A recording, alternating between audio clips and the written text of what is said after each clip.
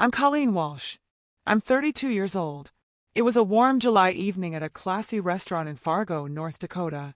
My family was hosting our annual gathering, and this year they even invited my brother's colleagues and his boss, a perfect stage for him to show off. I walked in, hoping for a chance to reconnect, but my mother cut me down cold. "We didn't invite you for a reason." My brother's voice followed, sharp as a knife. "What are you even doing here? Don't let anyone know you're related to me." My chest tightened, but I stayed silent. He paraded around the tables, bragging as if the recent fintech project was all his doing. I knew the truth. He had contributed almost nothing. Then the moment came. His boss stepped up to the podium, voice booming. "Let's give our thanks to Colleen Walsh, founder of Walsh Analytics, the one who saved this entire project." The room erupted in applause. My family froze. My brother's jaw dropped. My parents' eyes darted away. I stood, smiled, and said nothing about them. That night, I left the restaurant in silence, yet a strange calm washed over me. The truth had been laid bare before my brother's boss and colleagues. Deep down, I knew if I spoke even one more word, the image my brother clung to could crumble instantly. And in that moment, the balance of power within my family shifted forever. A week later, my phone wouldn't stop buzzing. A text popped up from my brother, "Don't do this, please." Suddenly, they needed me, but I was no longer the Colleen they used to dismiss. I had changed. Before diving into my story, tell me, what time is it where you're watching, and which city are you in? I want to see just how far this story has traveled. And if you've ever lived through family drama of your own, share it in the comments. Growing up in our Fargo home, I was always the quiet one in Brendan's shadow.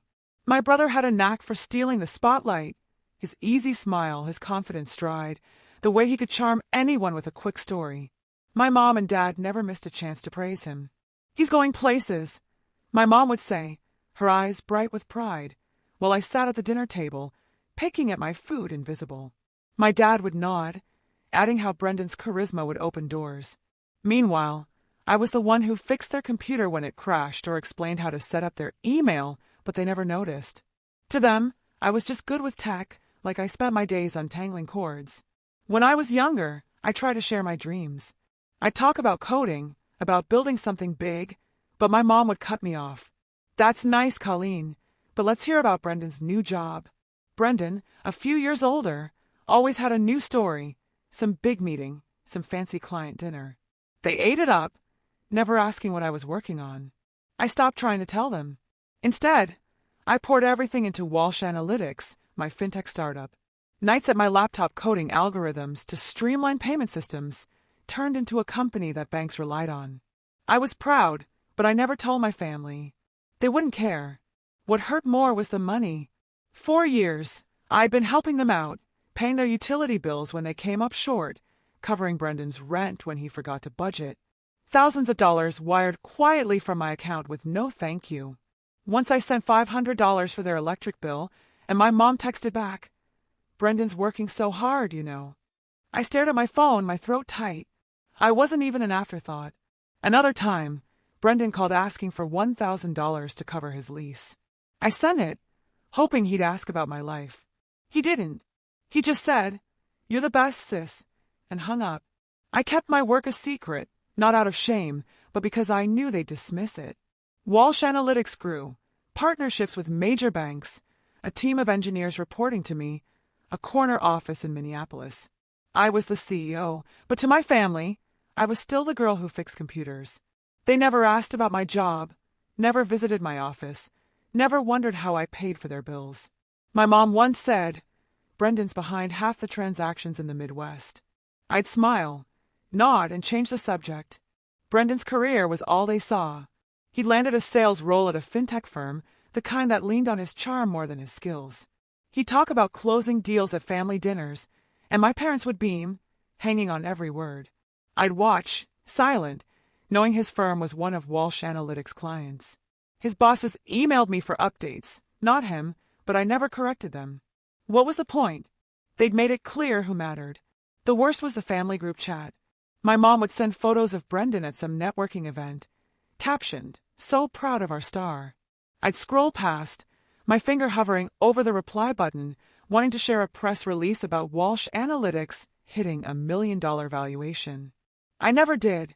They'd just ignore it, or worse, tell me to stop showing off. So I stayed quiet, building my empire while they celebrated Brendan's empty wins. Looking back, I see how it shaped me. Every slight, every ignored achievement pushed me to work harder, to prove myself to no one but me. I didn't need their praise. I had my team, my clients, my results. But that night at the restaurant, when they told me I didn't belong, something shifted. I wasn't just the quiet one anymore. I was ready to let them see who I'd become. The restaurant was alive with chatter and clinking glasses when I walked in. I adjusted my dress, hoping tonight might feel different, but my mom's voice cut through the noise. "We didn't invite you for a reason, Colleen," she said, her tone sharp, her eyes avoiding mine. I froze, my purse still clutched in my hand. Before I could respond, Brendan leaned in, his smile tight. "Don't say we're related, okay? Just keep it low-key."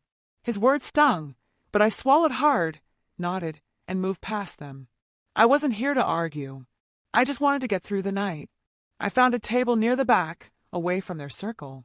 My mom and dad were already mingling, laughing with relatives, their attention glued to Brendan. He worked the room like a politician, shaking hands, tossing out easy grins. I sat alone for a moment, watching him dominate the conversation. Then my friend Stacy slid into the seat next to me. "Hey, Colleen," she said, sipping her drink. "Heard your company's killing it. Any big plans?" I smiled, grateful for the distraction. "Just scaling up, maybe a new office," I replied, keeping it light. We chatted about her marketing job, steering clear of anything heavy. Stacy wasn't here to fix my family issues, and I didn't want her to. Brendan's voice carried over from a nearby table. "So I landed this huge deal at work," he boasted, loud enough for everyone to hear. "The fintech project, basically my idea." My dad clapped him on the shoulder, beaming. "That's our boy," he said, his voice warm with pride. I bit my lip, knowing the truth. Brendan's firm relied on Walsh Analytics for that project. My team's algorithms kept their systems running, not his charm, but I didn't say a word. Correcting him would be pointless. They'd never believe me. I sipped my water, watching my mom nod along as Brendan spun another story about his pivotal role. She laughed, her hand on his arm, like he was the center of the universe. I remember the last family dinner when I'd mentioned a new client at work. My dad had changed the subject before I could finish, asking Brendan about his latest trip. Tonight was no different. They didn't even glance my way as I sat there, my plate untouched. A cousin asked me how I was, and I gave a polite smile. "Fine, thanks," I said, keeping my voice steady. I wasn't about to air the family's dirty laundry. Brendan kept going, his voice louder now. "We're about to close another major contract," he said, gesturing grandly. "I've been working late, sealing the deal." My mom's eyes sparkled. "He's always been so driven," she told a family friend. I clenched my napkin under the table. Driven. He'd missed 3 deadlines on that project, and my team had to step in to clean up the mess. I'd seen the emails from his boss asking me to fix what Brendan couldn't. But here he was, soaking up the praise, while I was just background noise. Stacy nudged me, sensing my tension. "You okay?" she asked quietly. I nodded, forcing a smile. "Yeah, just taking it all in." We talked about her latest campaign, a safe topic that kept me grounded. I didn't want to vent or dwell on their dismissal. I'd learned long ago that expecting them to care was a waste of energy. Instead, I watched Brendan hold court, my parents hanging on his every word. They didn't notice me, didn't ask about my day, my work, my life. It was like I wasn't even there. As the evening wore on, I stayed calm, my face neutral. I wasn't going to let their words or their silence break me. I'd come to this gathering hoping for a shred of connection, but I was starting to see that hope was misplaced. They'd made their choice, and it wasn't me. But I wasn't invisible. Not anymore. I had my own world, my own wins, and I didn't need their approval to keep going. As dessert was served, the chatter in the Fargo restaurant quieted, forks pausing over plates of cheesecake. I leaned back in my chair, expecting another toast to someone's milestone. Richard, Brendan's boss, cleared his throat, his voice steady and commanding. I want to take a moment to thank someone who saved our company's biggest project this year, he said, scanning the room. My stomach tightened. I wasn't used to attention at these gatherings. Then he looked straight at me. Colleen Walsh, founder and CEO of Walsh Analytics. Your work was a game changer. The room erupted in applause, but a chill ran through me. My mom's fork clattered against her plate. My dad's smile froze, his eyes darting to Brendan. Brendan's face drained of color, his jaw tight as he gripped his glass. Richard kept going, oblivious to the tension. Walsh Analytics rebuilt our payment systems from the ground up. Without Colleen's algorithms, we'd have lost millions. I caught my mom's glance, her lips pressed thin, trying to mask her shock. My dad shifted in his seat, his hands clasped too tightly. They hadn't known. None of them had. Richard gestured toward me. Colleen, would you say a few words? I stood, my legs steady despite the weight of their stares. As I walked to the podium, I felt Brendan's eyes burning into me, his knuckles white. I took a breath, facing the crowd. Thank you, Richard, I said, my voice clear. I'm honored to be here. At Walsh Analytics, we believe in results over promises. It's about persistence, building something that lasts. I kept it short, my words deliberate, not once mentioning my family. The applause swelled again, but their silence was louder. As I returned to my seat, Richard caught me at the edge of the crowd. We're finalizing a new investment deal with Walsh Analytics, he said, his tone professional. But we need to ensure efficiency. I'd like your input on streamlining our team. I nodded, seeing my chance. I'll back the deal, I said, but only if your company cuts underperforming staff. No exceptions. Richard raised an eyebrow, understanding my implication. Agreed, he said. We'll review everyone, starting with the sales team. I glanced at Brendan, still frozen at his table. He knew exactly what I meant. My mom's face twitched, her composure slipping. She whispered something to my dad, her hands gesturing sharply. Brendan pushed back his chair, his movements jerky, like he was fighting to stay calm. I sat down, my pulse steady, watching them grapple with the truth. They'd spent years dismissing me, believing I was just good with tech. Now the room knew I was the one calling the shots. My dad tried to catch my eye, his expression a mix of confusion and unease. I looked away, focusing on my plate. The rest of the evening blurred.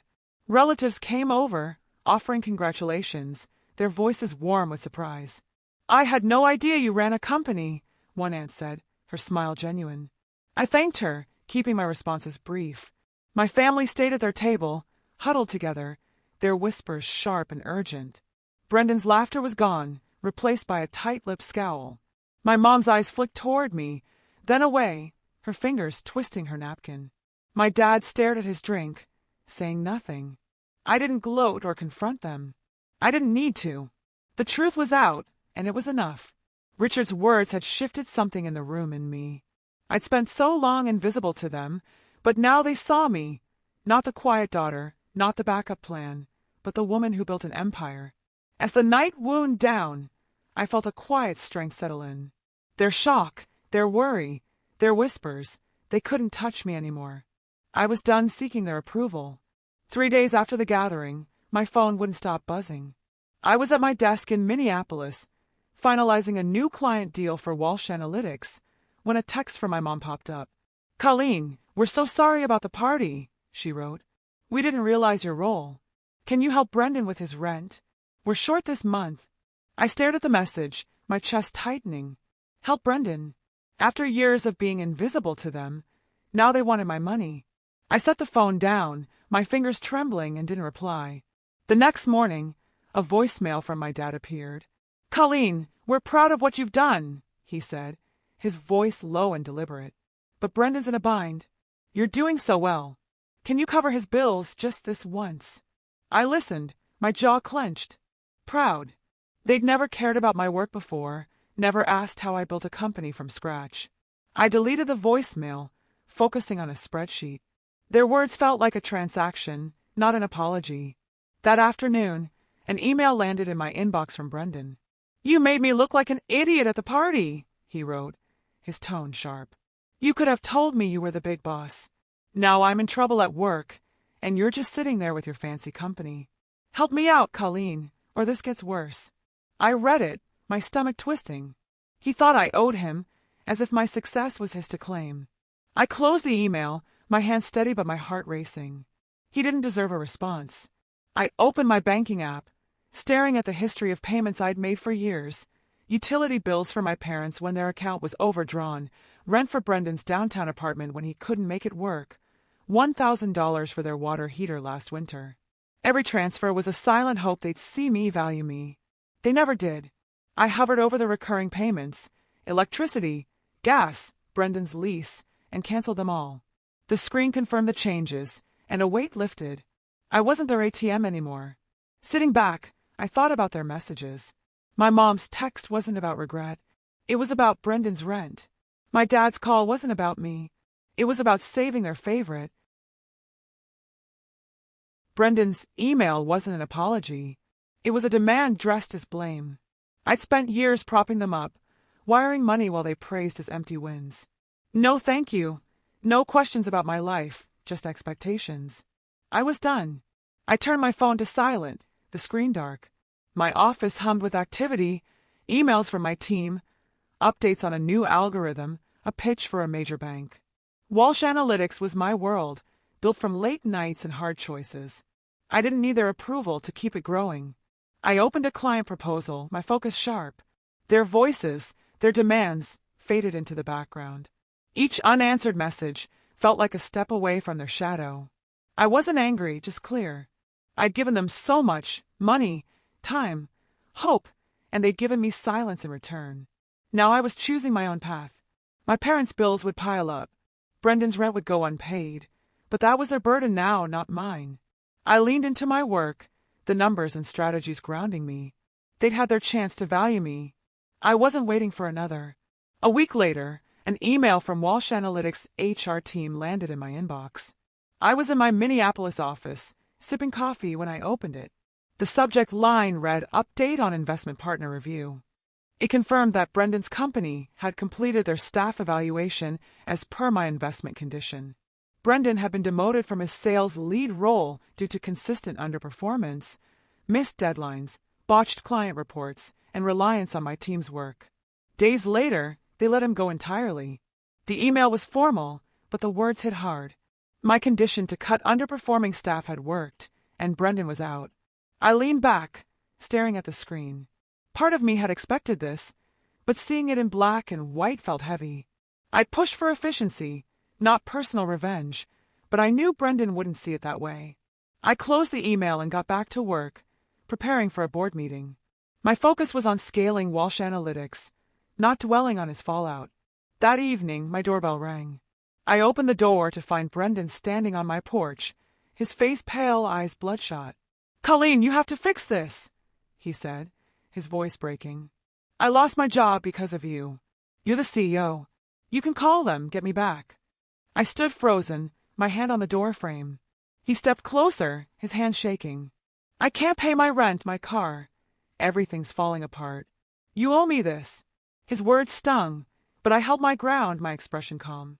Before I could respond, Stacy pulled into my driveway. She planned to drop by for dinner, unaware of the scene unfolding. "Everything okay?" she asked, stepping out of her car, her eyes flicking between us. I nodded slightly, but Brendan kept talking, his voice rising. "She's acting like she's better than me," he snapped. "She got me fired, Stacy. Tell her to help me." Stacy crossed her arms, her face neutral. "Colleen doesn't owe you anything," she said firmly. "You're asking her to fix your mistakes." Her words grounded me. I took a breath, looking at Brendan. "You need to take responsibility," I said, my voice steady. "I didn't fire you. Your company did because you couldn't deliver. I built Walsh Analytics from nothing, and I won't undo my decisions to bail you out." His eyes widened, his mouth opening to argue, but I raised a hand. "This isn't about revenge. It's about accountability. You've leaned on me for years. Now it's on you." Brendan's shoulders slumped, his face a mix of anger and desperation. "You're really going to let me sink?" he asked, his voice quieter now. I didn't flinch. "You're not sinking," I said. "You're starting over. Figure it out." Stacy stepped closer, her presence steadying me. "You've got this, Colleen," she said softly. You don't have to carry his weight. I nodded, grateful for her support. She didn't try to solve the problem or soften the moment, just reminded me I was doing the right thing. Brendan turned away, muttering under his breath, and walked to his car. The engine roared as he sped off, leaving silence in his wake. Stacy and I went inside, and over dinner she listened as I vented. You did what you had to, she said, her tone warm but firm. He's had every chance to step up, and he didn't. You're not his safety net. Her words settled something in me. I'd spent so long feeling invisible, but Stacy saw me, my strength, my choices. It was enough. Back at the office the next day, I dove into work. A new client contract needed my approval, and my team was prepping for a product demo. I didn't check my phone for Brendan's calls or texts. I didn't need to. I'd set a boundary, and it held. My company was thriving, my focus clear. Brendan's consequences were his own, and for the first time, I felt free of his shadow. On a rainy Sunday morning, Mom and Dad stood at my doorstep. The drizzle soaked their coats as I opened the door, my heart sinking at the sight of them. My mom's eyes were red, her hands clasped tightly. My dad stood behind her, his face drawn, avoiding my gaze. Can we come in? My mom asked, her voice soft but trembling. I hesitated, then stepped aside, letting them into my Minneapolis living room. The air felt heavy, charged with unspoken expectations. We sat across from each other, the coffee table a barrier between us. My mom spoke first, her words careful. We're sorry for how we treated you at the party, she said. We didn't understand your success. But Brendan's struggling now. He needs a job. You're connected, Colleen. Can you help him? My dad nodded, his voice low. He's in a bad place since he got fired. You could make a call, get him back on his feet. I leaned back, my fingers tracing the edge of my mug. Their apologies sounded rehearsed, like a prelude to what they really wanted. I took a breath, steadying myself. You're sorry now? I asked, my tone even. For years you ignored me. You praised Brendan's every move, even when he failed.